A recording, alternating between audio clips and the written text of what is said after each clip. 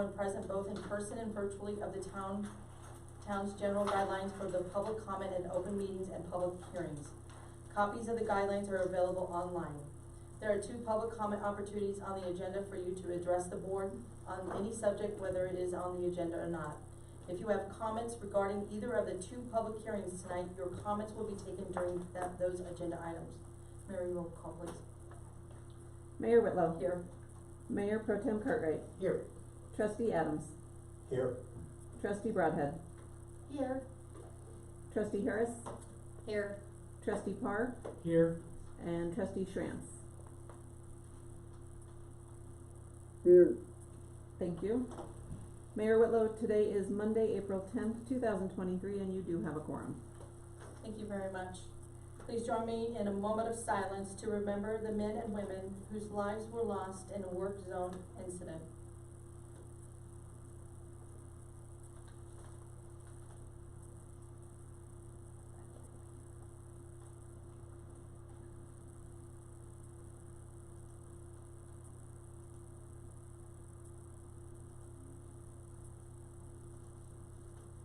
Thank you very much for your time. Please join me in the Pledge of Allegiance. I pledge allegiance to the flag of the United States of America and to the republic for which it stands, one nation, under God, indivisible, with liberty and justice for all.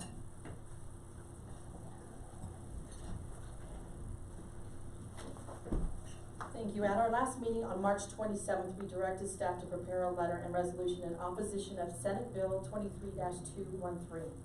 The letter has been drafted and sent out. I would like to revise tonight's agenda to add resolution number 30-R-2023 to the consent agenda as a new item 8H.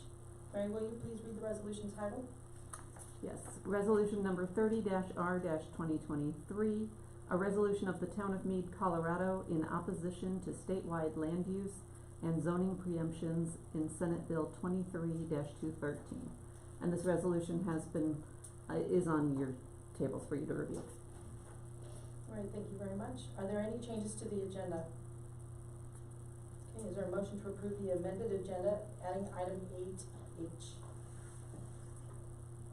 I make a motion to approve the agenda, adding 8H and the rest of it as is.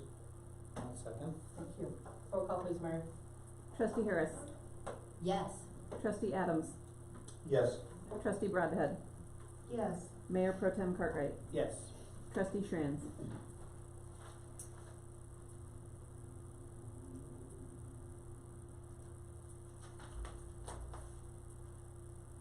Trustee Schrantz? Yes. Thank you. Trustee Parr? Yes. Mayor Whitlow? Yes. Thank you. Motion carries. Thank you, staff, for working all of the agenda for this evening. Next is our staff report by our town manager. Helen, you have the floor. Thank you, Mayor. Trustees, you have my report. I do have a few updates that I wanted to go over. First of all, we've been talking about active shooter training or general emergency training. Chief did verify that they do these at the high school, and they have, different scenarios, and one that the school runs and then one that's run by the police, because the administration needs to follow the rules as well. But also here at Town Hall, once we finish the repairs downstairs and we get the new room open, we want to go through scenarios with the board, and Chief would run those as well. Again, it could be anything from a disruption to a board meeting, how you want to deal with that, to something as horrific as an active shooter. So I just want to make the board aware that we are thinking about that. That's part of the whole renovation is safety for board members, safety for the public. So we received an email from Agfinity today, and they've set their grand opening for April 29th, a Saturday. I believe it's going to be 11 to 4, but we're waiting for the final flyer. We'll send out an invitation to all the board. We'll do a big splash on social media. They're going to have a bouncy house. It's going to be like an all-day event. So. What were those hours again? I believe it's 11 to 4. So, that's pretty exciting. They're just putting the last finishing touches in over there, so. And then I would also point out that you see this, fundraiser. This was sent to us today, a student at the high school, and, I hope that you tell everybody about it. We're gonna get that out on social media too. That's on April 13th from 3 to 5. All Ziggy's proceeds, 100% will go towards this, so tell your friends. And then finally, I just wanna remind you about the trip next Monday. So from 3 to 5, we have a field trip. We've rented a bus. Jason has worked out the route, and we're basically gonna do a big loop around town and show the board and planning commission members and staff members who aren't familiar with these things, these various spots. And then, of course, then we have our, special board meeting, and I just wanna make sure everybody has it on their calendar and, has let Mary know RSVP, so. And that's all I have for my updates. If you have any questions. Questions or comments for Helen? Sure. They're not questions or comments on anything in your report, it's something I wanna ask about. So the crosswalk at Mulligan Lake, that thing's been laying down on the side of the road for forever. When is Rangeview gonna put that thing back up and make it operational again? Are you talking about the flashing? sign, yeah. Yes. Like, I will make a note of it and ask Erica. She's actually online. okay, There's other items that aren't back up. There, I noticed the other day when I was out, the stop signs on the trail were down. So they're, okay. I know they're in the middle of working on it, but I totally agree with you. It needs to go It's back just up. been too long. Yeah. There's no reason that they can't be up and functioning, so, for Yeah. safety. Yep. So, okay, other thing, I was wondering, so the other baseball field at the at the elementary school is obviously never coming back. It's Yeah. toast. I mean, they're Yes. putting too much permanent infrastructure. Even if the portables did get moved to somewhere else, I don't think they would remove the infrastructure and everything else that they're putting there. And I know we're trying to work with, Carbon Valley for, T-ball and stuff, but how many baseball fields do we have at Liberty Ranch?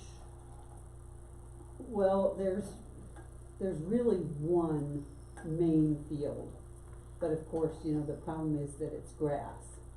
So that's what's always kept it from being like a baseball field. I mean, is there any money to make that a real baseball field, or to add more baseball fields over there?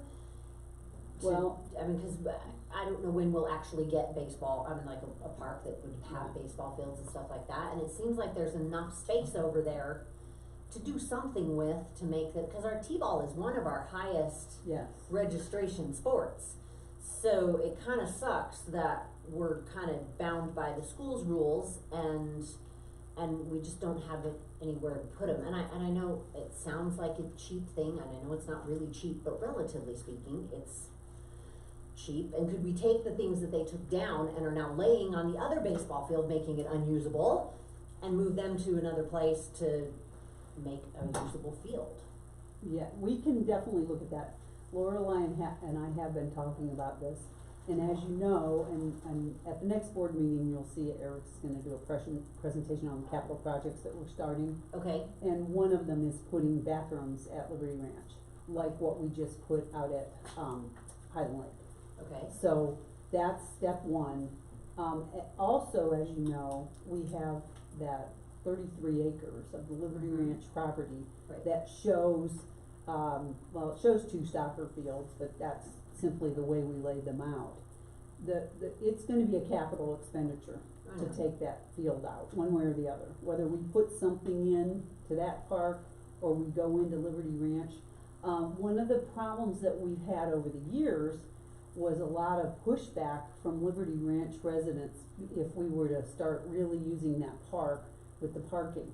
But it was dedicated to the town, it's a public park, Right. it's not a private, like, a neighborhood park. Right, So, Lorelai's gonna be doing an update also at our next board meeting.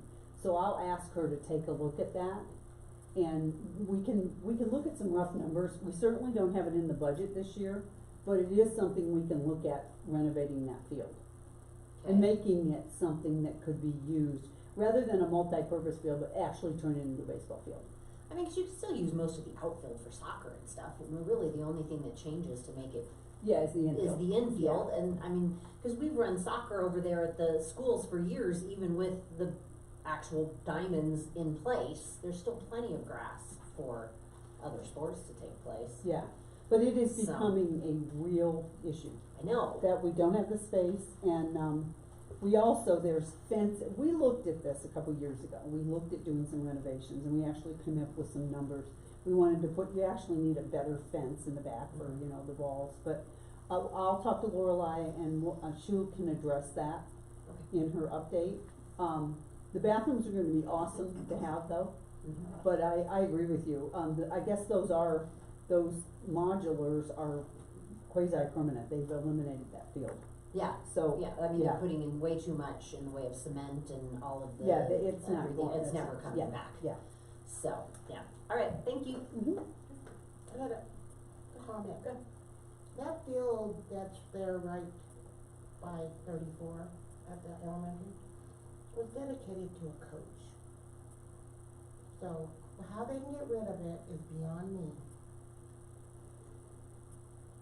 Well, they didn't pay for it, so why do they care? Right, everything was donated for those fields.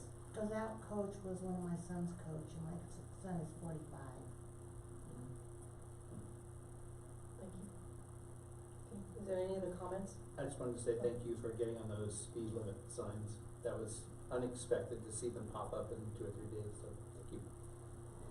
Well, thank you, and hopefully we'll get the other sign that's been laying on its side, even if we have to do it ourselves in backyard. So. Trustee Schrantz, do you have any questions or comments for Helen? No. Okay, thank you very much. Thanks, Helen, very much for your time. Thank you. Okay, next is our proclamation for this evening. It's National Work Zone Awareness Week. I've asked Trustee Parr to read the proclamation. Whereas National Work Zone Awareness Week is an annual spring campaign held at the start of the construction season to encourage safe driving and bring national attention to motorists and worker safety and mobility issues in work zones. And whereas the theme for the 2023 National Work Zone Awareness Week is You Play a Role in the Work Zone Safety, Work With Us. And whereas work zones are a sign to slow down and use extra caution, and whereas in 2020, 117 workers died in work zones, making it important for drivers to slow down and stay focused while approaching and passing through a roadway work zone. Therefore, Colin Whitlow, Mayor of the Town of Mead, does hereby proclaim April 17th to 21st, 2023 as National Work Zone Awareness Week, and encourage all residents to pay attention, slow down, and go orange for work zone safety. Thank you very much. Is there a motion to approve the signing of this proclamation? I make a motion to approve. I'll second. Okay, roll call please, Mary. Trustee Adams, Yes. Trustee Parr, Yes. Mayor Pro Tem Cartwright, Yes. Trustee Schrantz, Yes. Trustee Bradhead, Yes. Trustee Harris, Yes, Mayor Whitlow. Yes. Thank you very much for that, and thanks for reading, Trustee Parr, the proclamation tonight. Next is our first public comment of the evening. The board welcomes public comment for any item, whether it is on the agenda or not. The board will listen to your comments and take them into consideration. If you desire conversation, please email the board or town manager or attend a monthly coffee with the mayor. If you wish to speak during the public comment period, please adhere to the town's general guidelines. Please start by stating your full name and address for the record. Each speaker will have 3 minutes to address the board of trustees. If you are representing a group, you will have 5 minutes. If you wish to address the board, please indicate by raising your hand with us virtually.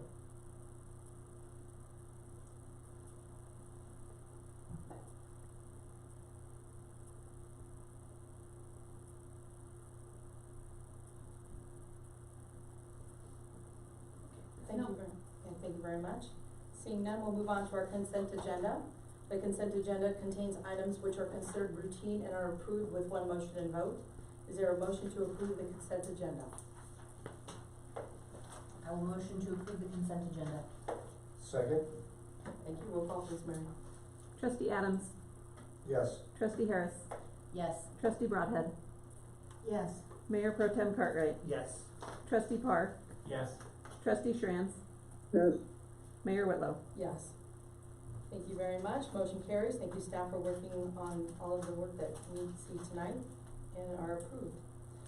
Next in our agenda are public hearing. There are 2 public hearings scheduled for tonight. For each, we will first hear from staff, then the applicant will be given an opportunity to present, and then we will seek input from the public before the board considers each item.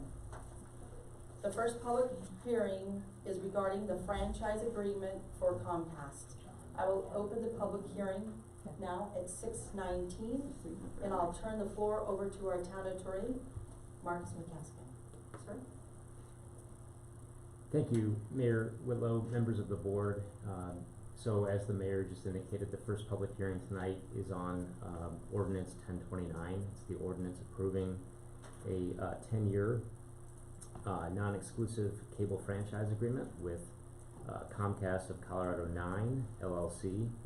I will note that we have a few folks that are joining the meeting that may be here to provide some questions if you have any, and some additional background.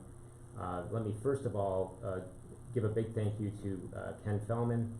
A lot of you may know Ken from CML events, but Ken was special counsel to the town and helped us through the process of negotiating this franchise agreement with Comcast.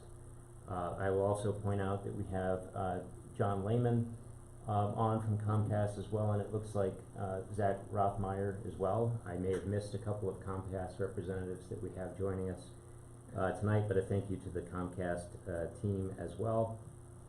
As I mentioned, this agreement does establish a 10-year cable franchise agreement. The franchise fee that has been negotiated is 5%. Those payments will be made quarterly over the 10-year period. In addition, I'll just point out that the franchise agreement also includes a provision related to an access programming capital grant, so the town will be able to utilize these funds to stream public meetings or otherwise make public meetings available. It's a $40,000 total grant. The franchise agreement states that the first half of that will be paid within 120 days of the town's written request, and the second half of the grant will be made available following the 5th anniversary of the franchise agreement. I know Ken Fellman is joining us. He did have a meeting earlier and was unsure if he'd be able to join us, but if he is with us, maybe I'll see if Mr. Fellman would like to offer any additional background before we formally open the public hearing on this matter. Sure. Thank you, Marcus. Can you all hear me? Yes. Yes, Mr. Fun. Okay. Well, it's nice to be with you tonight, and I appreciate your letting me do this virtually. I actually just walked out of an executive session in another city council meeting to come to your town board meeting. So thank you for your flexibility. I just want the mayor and the board to know this is somewhat of a unique situation. I've been doing this kind of work since the 1980s, so a long time. And what we have seen over the years is that once there's an incumbent cable operator in a community, there's usually no interest in another company to come in and what we call overbuild or build a competing system. It costs a lot of money to build a network like this. For a variety of reasons, Comcast has identified a few communities that they want to go into and build a cable system in northern Colorado, and Mead was at the top of the list. And having worked with Helen and Marcus and your staff on some other potential opportunities that didn't turn out the way we had hoped, we're really glad to see them come in. We had a healthy negotiation with the Comcast team. There are some things in this franchise that are a little bit different than other franchises because, again, it's a rare occasion to be negotiating with a second entrant into the market. But essentially, Comcast, I think, is is raring to go to get going here, and we have come up with an agreement that will provide the city compensation for the use of its public rights of way. Understand that's compensation related to the cable, the video part of the process. By federal and state law, municipalities, local governments actually are not permitted to charge or to regulate internet services. So while there will be one wire, if you will, that will be delivering a variety of different services, the cable franchise will regulate the video element of what goes over that wire. There's a provision for customer service standards. This town has the ability to adopt customer service standards to protect consumers in the town. Marcus mentioned the support for the access programming, which can be used for equipment to do the kind of things that you're doing now to broadcast your board meetings to folks with broadband connections. And overall, it's an agreement that we did relatively quickly because both parties were motivated, and as a staff team, I think we're pretty happy to present it to you tonight. So I'll probably zip it with that comment and see if you have any questions for me during the public hearing. Stay tuned, Mr. Fellman. Okay. All right, anything else, Marcus, you'd like to bring before we open the public hearing? Not at this time, thank you. Is there anyone from the Comcast team that would like to speak up on any additional comments?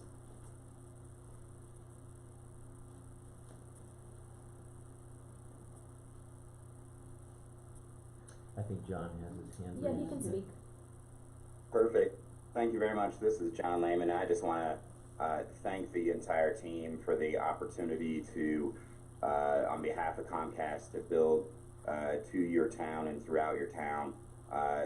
The staff and Mr. Feldman were great to work with. As we've learned over the years in negotiations, when both parties get most of what they want, but not all of what they want, it's a great negotiation. And we are very excited to build to the town, to bring our services to the town, to invest in nonprofits in the town, as well as work really closely with Helen and the community there. So just thank you very much. Happy to answer any questions now, as well as down the road, as we begin our build and work with the town to make sure that we are as least invasive and problematic as we build our system as possible, and are here to partner with the community. So thank you again very much. Appreciate the opportunity to bring our products and services to your residents. Thank you very much, sir, for being with us tonight. We appreciate your time and we appreciate the Comcast team. Is there any member of the public that would like to speak on this matter? I would request that you please adhere to our public hearing guidelines, and if you are with us virtually, please indicate by raising your hand.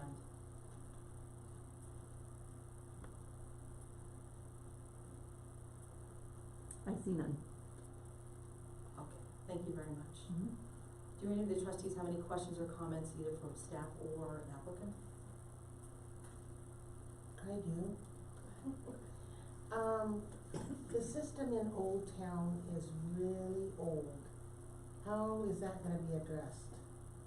I don't even know if I've got cable to my house anymore. Well, I'll take a crack at it, and then John, you can correct me if I'm wrong. But what they are gonna endeavor to do is lay all new conduit. And so, Old Town and where you live, that would be, it would all require new conduit to be laid. They aren't using anything that's existing. Yeah, 'cause So, it's ancient. because there's nothing there. Where that is, I mean, in one, we've discussed this, and I have to say, these guys are great to work with. This is really like a partnership where we're looking at joint trenching opportunities. And their plan at this point is to start down south on County Road 7, really bring the main line from Longmont and start on the south end of County Road 7 and then move north. What's beautiful about that is that's like a major trunk line from which we can serve so much of the town. That's the original plan. They hope to cover as much of the town as they can. We haven't even looked at opportunities like, for above ground, transmission, but because I imagine they won't be doing just cable, but as well, we'll have high-speed internet. So there's other opportunities there.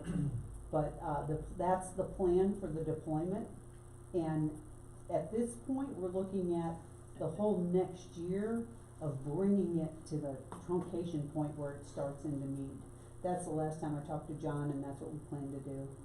We've already reached out to the city of Longmont to try to help facilitate any common ground that we can be done to make that easier to bring the main line to Mead. Okay, thank you. And Just it- to piggyback on that real quick, so if it's gonna take a year to get it to there, then what is the projected rollout to get it to, let's say, the north side? So I'll let John answer that, because I will say one thing often is dictated by development. So we have a lot of development going in over there on the south end, at Waterfront, at Liberty Ranch. So there'll be some opportunities where they may have to leapfrog and be able to lay conduit there, but John, I didn't mean to speak for you.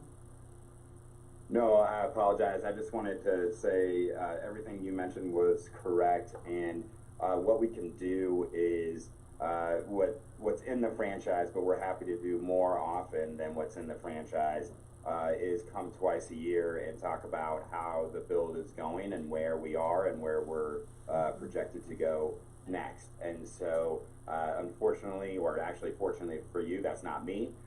My skill set is not in construction, thankfully for everybody.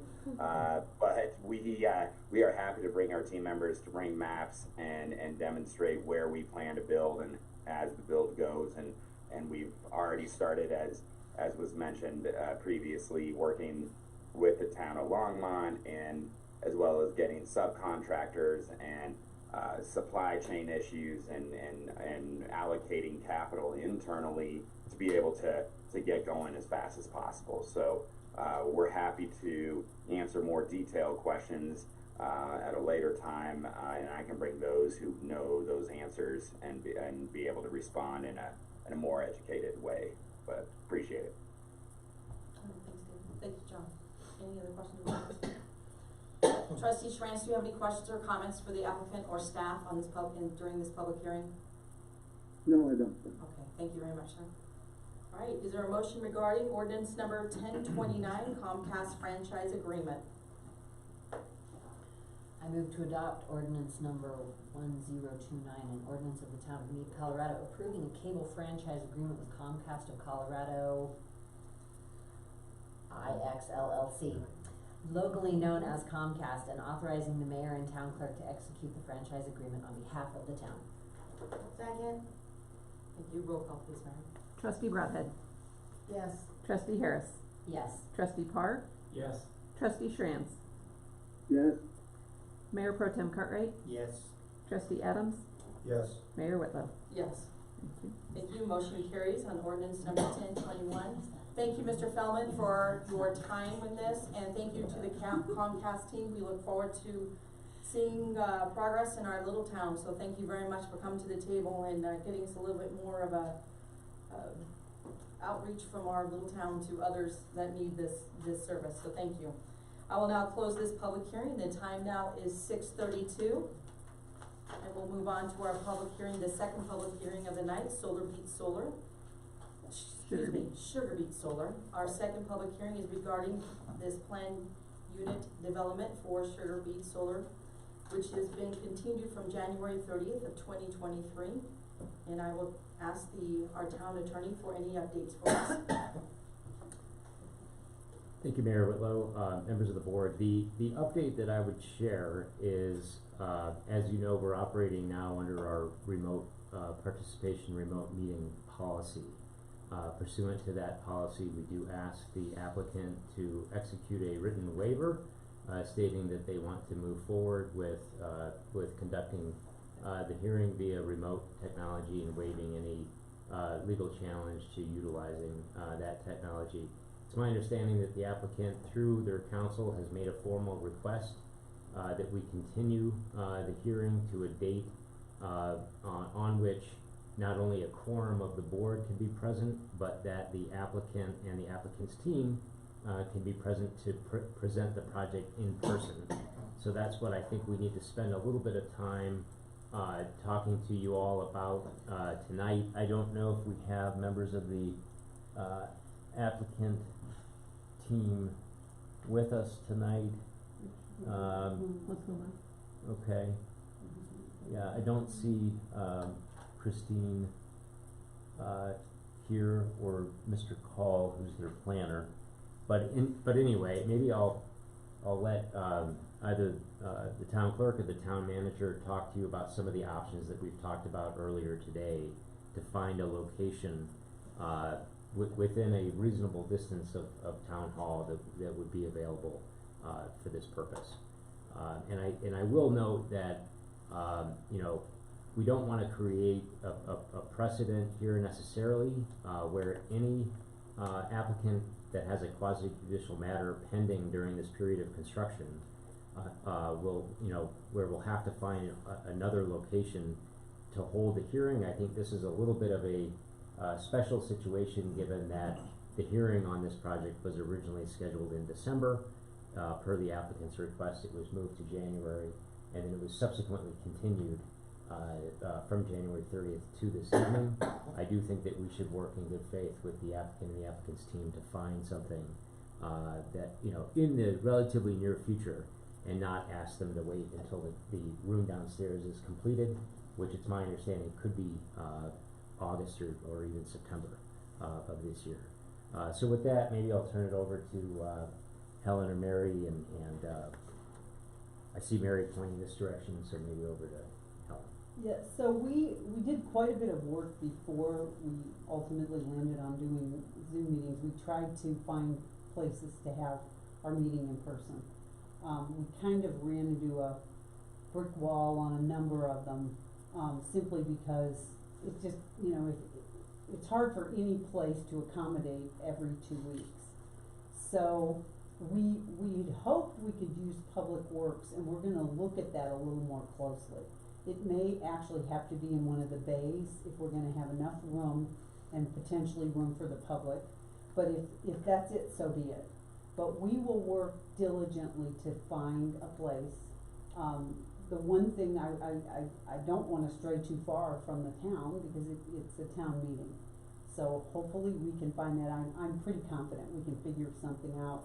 The question that I have while we have all of you here is, we need to come up with a date or 2 dates that we can work around to make sure we can make this work. So I think it's just as important to find the date as it is to find the place.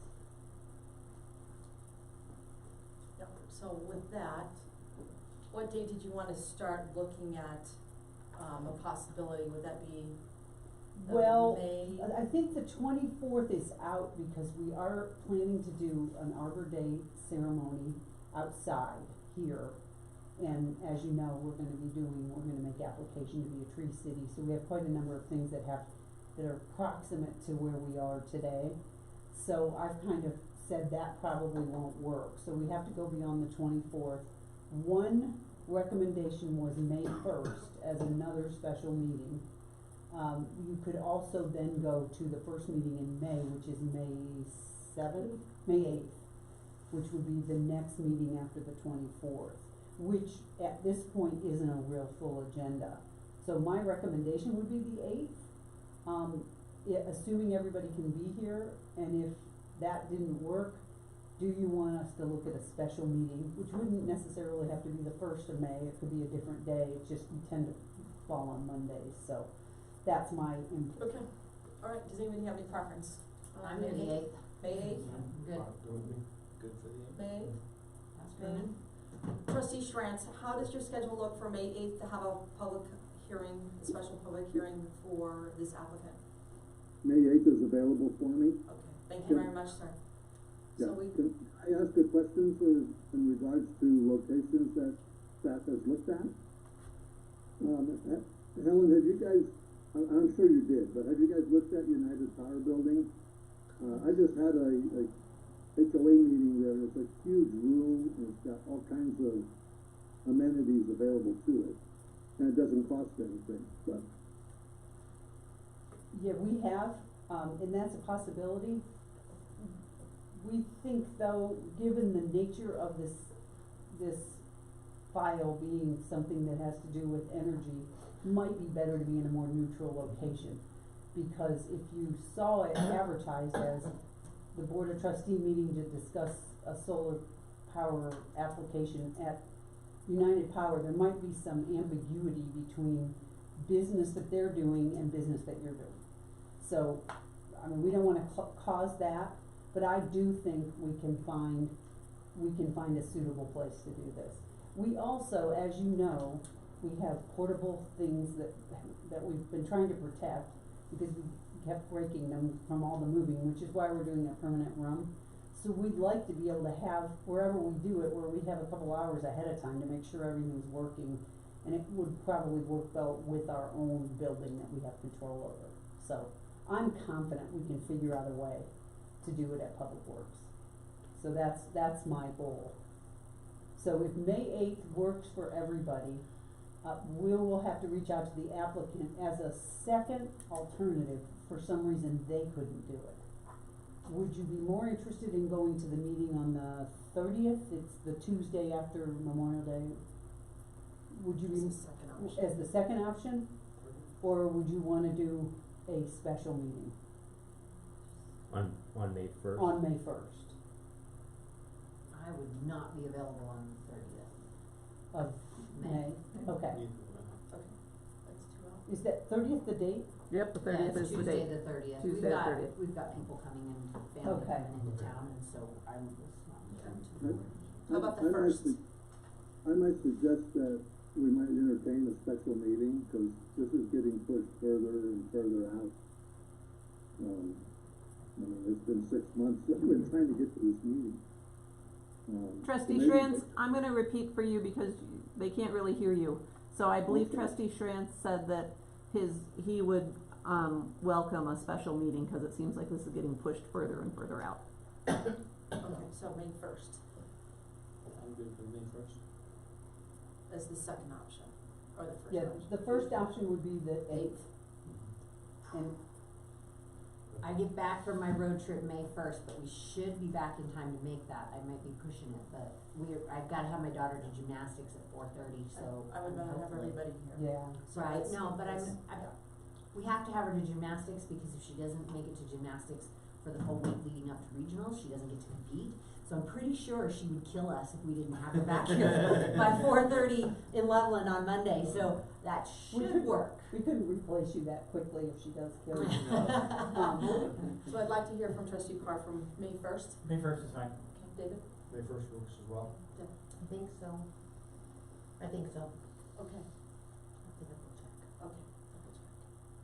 All right, Trustee Schranz, are you available May 1st in I person? am.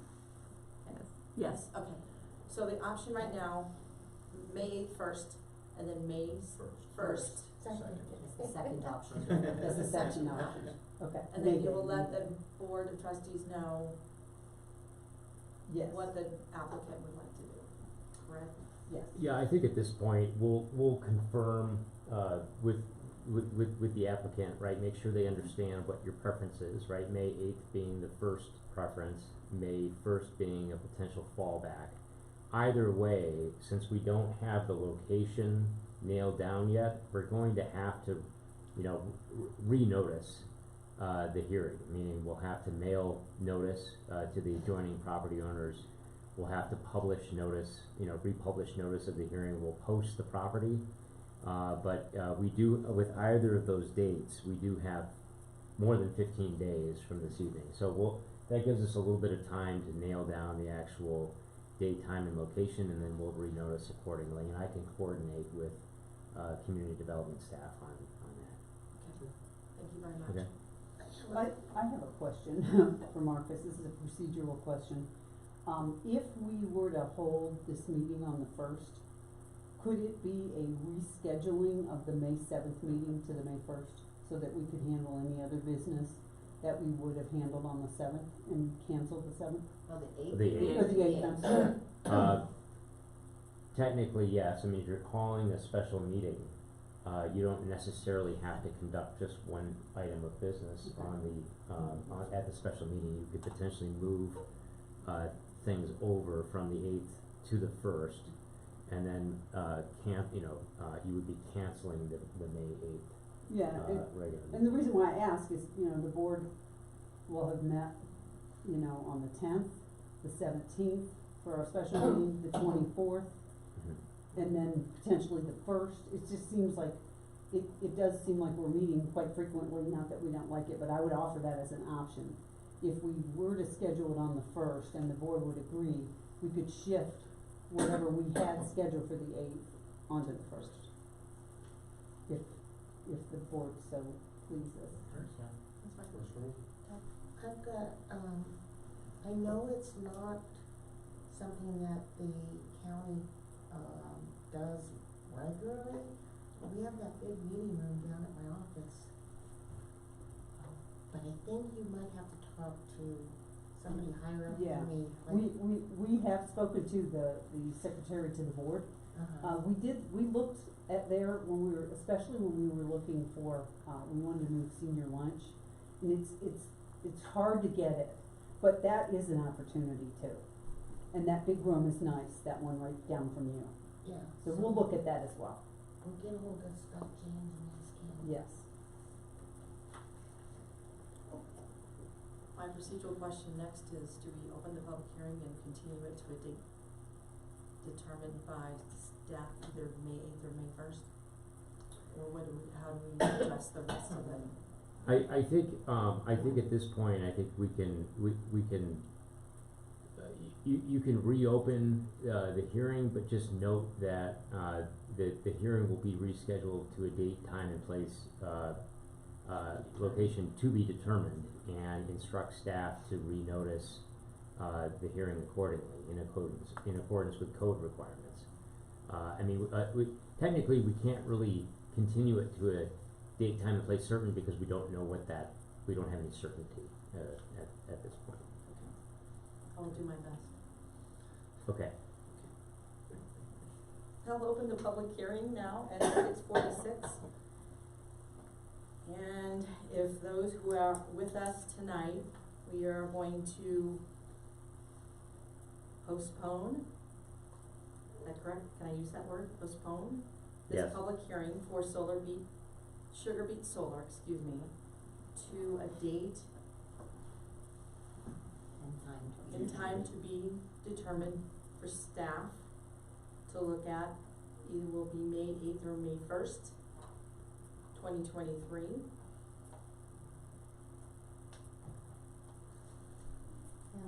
And likely most likely at 6 p.m.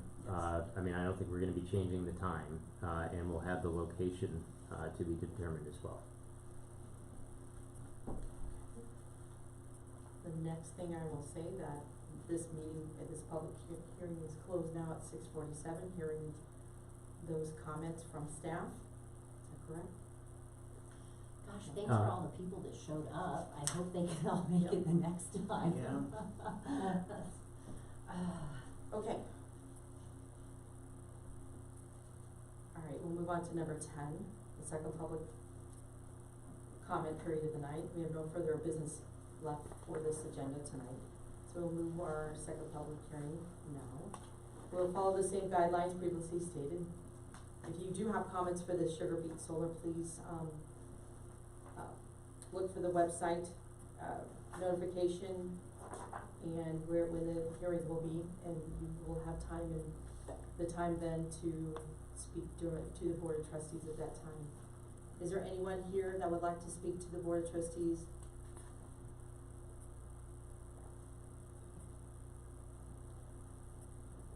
There is. Sir? Mr. Richard LaPuma. Sir? Thank you. Can you hear us? Go ahead, you have 3 minutes. Yes, I can hear you, and I won't take 3 minutes. I'm Richard LaPuma, 1635 Fox Trail Drive, Loveland, Colorado. I am the manager of PK Mead and PK Chavez, the owners of the property that's subject to the Sugar Beet Solar application. I just wanted to let you know, I wasn't aware that they had asked for a continuance or a postponement. We'll cooperate. I just wanted to assure the board and Mr. McCaskill that the owners are ready to cooperate with whatever rescheduling happens, and we'll be available either on the 8th or the 1st, and we'll appear at that time. That's all I have. Sir, thank you for your time, and thank you for joining us tonight. We appreciate it. And sorry that we have to be everybody has to be remote, but we're under circumstances from downstairs that we can't be together. So thank you, sir, very much for joining us. Is there anyone else that would like to speak during this second public comment period?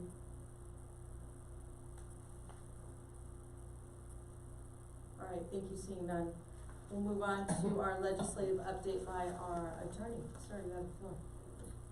Okay, thank you, Mayor, members of the board. Let me run through a couple of updates. We'll get to Senate Bill 213 here in a little bit. So the first bill I'd like to mention is the Open Records Act reform bill.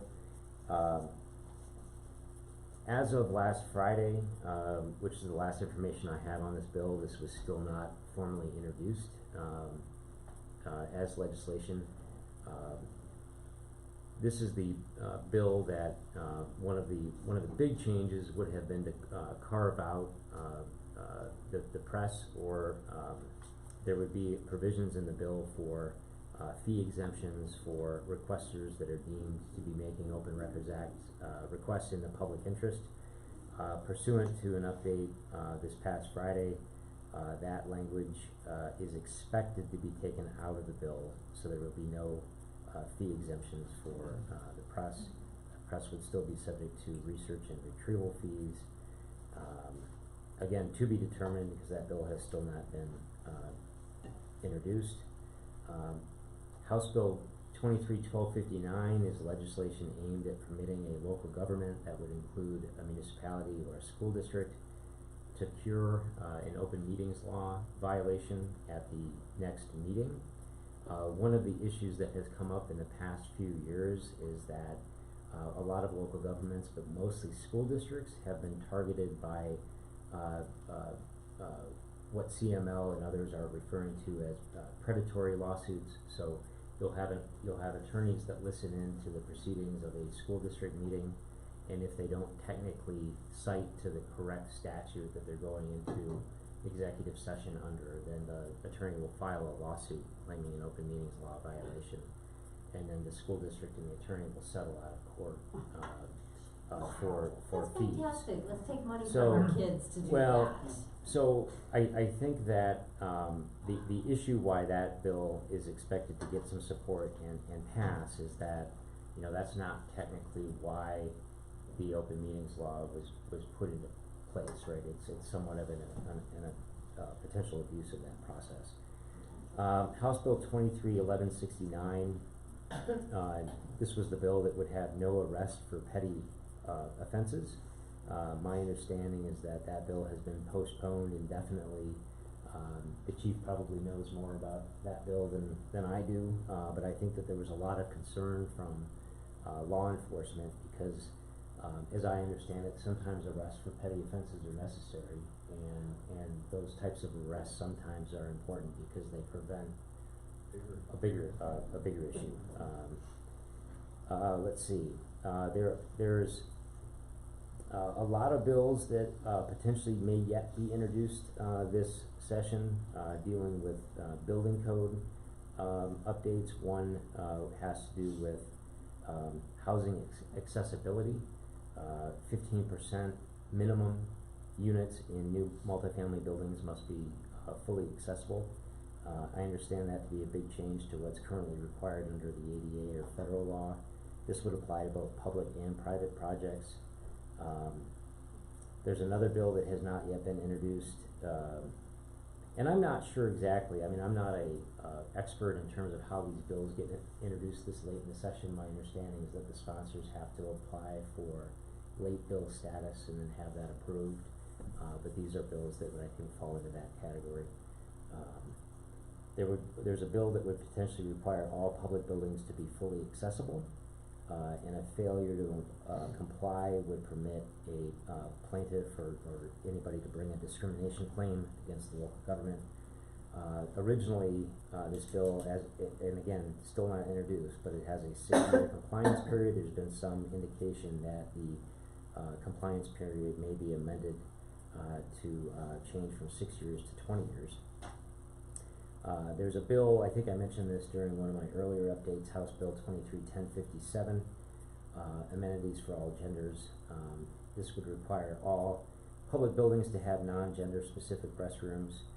My understanding is that the current movement on this bill is to limit this to new construction only, so there would not be a requirement to necessarily add new restrooms to an existing building if it's not practicable or possible to actually do that with space constraints.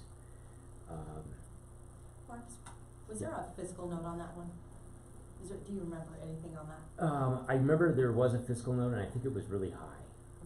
And I think that's why I think there's been some movement to limit it to new construction only. With respect to wildfire, and this is in the aftermath of the Marshall Fire, House Bill 231174 requires insurers to offer total replacement cost coverage. This is to address an issue with a lot of underinsurance that occurred or was discovered after the Marshall event. And then I don't have a bill number yet on this one, but it's my understanding that there will be a bill, or there is a bill, I just don't have the bill number, but they're going to extend the exemption period on sales and use tax for reconstruction reconstruction activities related to replacing structures that were destroyed during the fire. So that exemption period will be from January 1st, 2020 through June 30th of 2025. All right, the big one, 213. So as you know, that was the item that was added to this evening's consent agenda for the board to consider a resolution opposing Senate Bill 23-213. This is the land use bill. There were 12.5 hours of testimony heard last Thursday in committee. It's my understanding that the sponsors have indicated that there will be likely be major amendments. I have heard that there's a likelihood that given the lobbying group of the I-70 corridor communities or those communities that would have fallen into the regional resort job category, group of municipalities, that they may be exempted from the bill or maybe carved out in some way, which a lot of people are people that are not located in that I-70 corridor are saying, well, why exempt them and not other communities in the metro area? But anyway, I would just like to say that, I'd like to say thank you, to the mayor. I think the mayor at the last meeting wanted to get a letter out. That letter was ultimately sent on Wednesday night ahead of the Thursday hearing, and I think we saw a lot of, there was really a great turnout from a lot of the elected and officials across Colorado to speak in opposition to the bill this past Thursday. Another land use related bill that I think we've touched on briefly is House Bill 23-1255, which is the bill would override all existing laws that limit the number of residential permits for construction projects. So any community, there are certain communities in Colorado that have growth caps. Lakewood, for example, is one community. Golden, Boulder maybe, and this bill would override those growth caps. This is actually passed out of committee at this point, and is expected to pass. So I think that's, I don't know, I'm sure, I obviously there's, I can't summarize every bill, and there's some I probably missed, but Mayor, are there any that you've heard about recently or that you've received updates on in the last couple of days? No, there was a great, I guess, come together from all the municipalities, Dr. Cog, CML, CCI, unsure of STA, a lot of the big organizations opposed 23-213, and of course 1255 is kind of like on the rocks right now, but they know it's gonna pass. So, and I did listen to most of the conversation for 12 and a half hours, but not all of it, so. And I did not go down there since I was leaving to go on, a little mini vacation, so I just wanna say thank you all for your support. I think it's important that we all stick together and, you know, make sure that local municipalities control their own land use and growth, so. I thank you, Marcus, for the rest of that stuff that you just, that we still have weeks to go, a couple weeks to go, so stay tuned, guys. Yep. Stay tuned. All right, anything for Marcus on this? It looks like Herman would like to speak. Herman, trustee Schranz. Marcus, do you know anything about House Bill 1190, which is the first right of refusal bill? I missed that. 1190. Yeah. First right of refusal. What was the topic though? I missed that last part, Herman. First right of refusal. First right of refusal. For what? Okay, it's For, it's no, a bill. first right of refusal for, is it having to do with acquiring property for, affordable housing projects? Yeah, it basically says that the state, if anybody wants to sell a piece of property, including your personal home, the state has first right of refusal to buy that property and convert it into affordable housing. Multifamily. Actually. Okay. I don't know, much about that one, trustee Schranz, but I'm happy to, look into that, and I can email you, a short summary, or at least the current bill text. Well, I've read the bill, and it's just as disturbing to me as 213 is. Okay. I mean, I can speak to, since I follow, mobile home park legislation, that first right of refusal is in the Mobile Home Park Act. So any mobile home, owner has to wait 6 months, 180 days to sell a property on the free market, and not the government has the first right of refusal, but all the owners can band together, and they get to buy it. They get first dibs on it, once you have an offer. So that's a similar thing of what they're saying, but I mean, for any property, can you imagine the administrative burden? What would you do, have to report to the state when you were gonna sell your property? Wow. I can't imagine the state buying up all that property. Yeah. Like, that's insane. Yeah. And then banking it? Mm-hmm. So what I see here is it's been through third reading. It's passed 43-21. It's had 7 amendments, and the last amendment that was passed was April 4th. That's all there is right now. Oh, excuse me, the Senate second reading is laid over on daily with no amendments on today, today. Yeah. So, What the heck is going I on? don't know. so Marcus, could you, if Yeah. the board so chooses to, see if there's anything you could put out as a summary to this for the board? Yeah, happy to. Okay. Yeah. Thank you. Thank you, trustee Schranz, appreciate it. Fill up the radar along with some others. Thank you. Yeah, you're welcome. All right. Wow. Yeah. Okay, we'll move on to elected official reports. Any of the town trustees would like to, report on anything?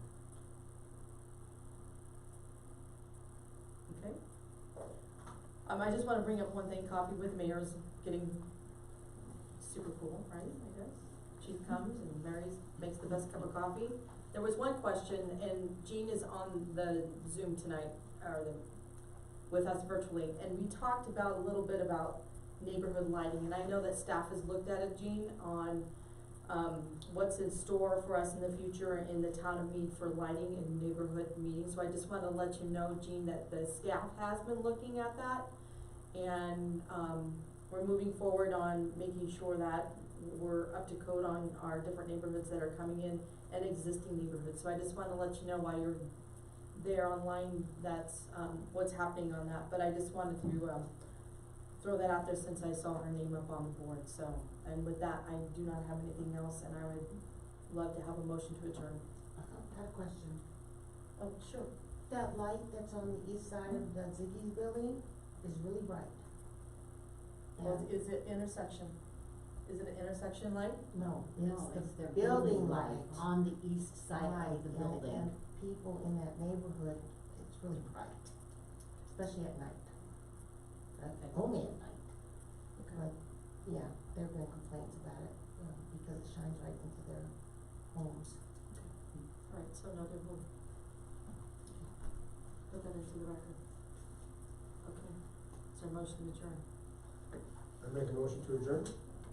Second? Roll call please, Mary. Trustee Adams, Yes? trustee Harris, Yes. trustee Broadhead, Yes. Mayor Pro Tem Cartwright, Yes. trustee Strands, Yes. trustee Parr, Yes. Mayor Whitlow. Yes. Thank you. April 2023 regular meeting of the Board of Trustees is now adjourned at 7:04. Thank you very much for everyone that showed up today virtually. We appreciate your time and support. And pretty soon we'll have a new safe community room for not only the Board of Trustees, but for court. Thank you very much. Please drive home safely, everyone that is here. Thanks.